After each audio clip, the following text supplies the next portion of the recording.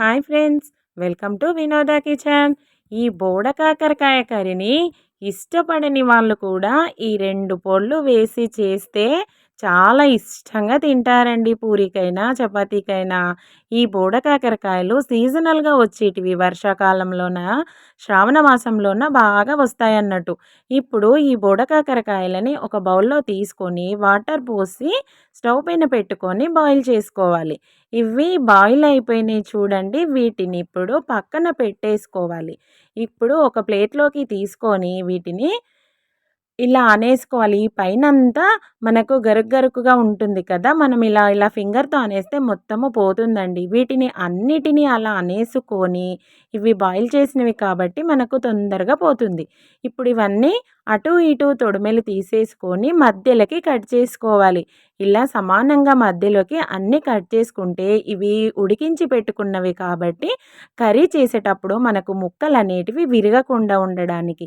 ఇప్పుడు ఇవి పక్కన పెట్టేసుకొని ఒక ప్యాన్ పెట్టుకొని అందులో 4 టేబుల్ స్పూన్ల ఆయిల్ వేసి, ఒక టీ స్పూన్ శనగపప్పు, పావు టీ స్పూన్ జీలకర్ర, పావు టీ స్పూన్ ఆవాలు, 1 కప్పు ఆనియన్స్, కొద్దిగా కరివేపాకు, కొద్దిగా కొత్తిమీర వేసి మొత్తము వీటిని అటు ఇటు అంటూ ఫ్లేమ్ కొద్దిగా లో పెట్టుకొని ఫ్రై చేసుకోవాలండి. ఇప్పుడు ఇక్కడ కొద్దిగంత అల్లం వెల్లుల్లి పేస్టు, చిటికెడంత పసుపు వేసి ఇవి కూడా మొత్తము కలిసేటట్టు అటు ఇటు కలుపుకోవాలన్నట్టు.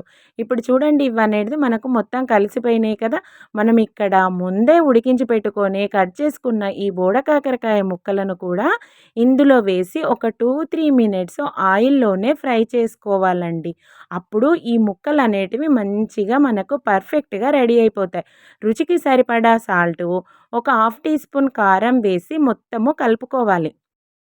ఇలా మొత్తం వీటిని కలుపుకున్న తర్వాత ఒక హాఫ్ కప్ అన్ని వాటర్ పోసుకోవాలండి. హాఫ్ కప్ అన్ని వాటర్ పోసేసి మళ్ళీ కలిపేసి 2 మినిట్స్ మనము క్యాప్ పెట్టేసుకుంటే ఇవి మనకు తొందరగా ఉడికి ముక్కకి మంచిగా కారం, ఉప్పు కూడా పట్టేసుకుంటుందన్నట్టు. చూడండి, ఇప్పుడు ఇక్కడ మనకు మంచిగా పర్ఫెక్ట్‌గా రెడీ అయిపోయింది కదా! ఇప్పుడు ఇదయిన తర్వాత ఇక్కడ పల్లీల పొడి అండి ఇది.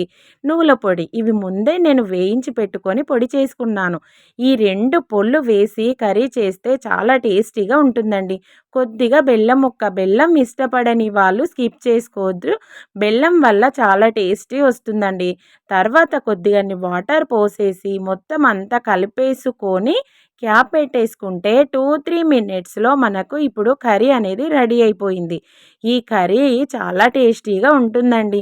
ఎవరైనా సరే ఒక్కసారైనా పిల్లలైనా మనమైనా తినాల్సిందే. ఇలా చేసుకొని తింటే చాలా టేస్టీగా ఉంటుంది. వీటిని మీరు కూడా ట్రై చేసి ఎలా ఉందో కామెంట్స్‌లో చెప్పండి. ఫస్ట్ టైం వాచ్ చేసే వాళ్ళైతే సబ్స్క్రైబ్ చేయండి.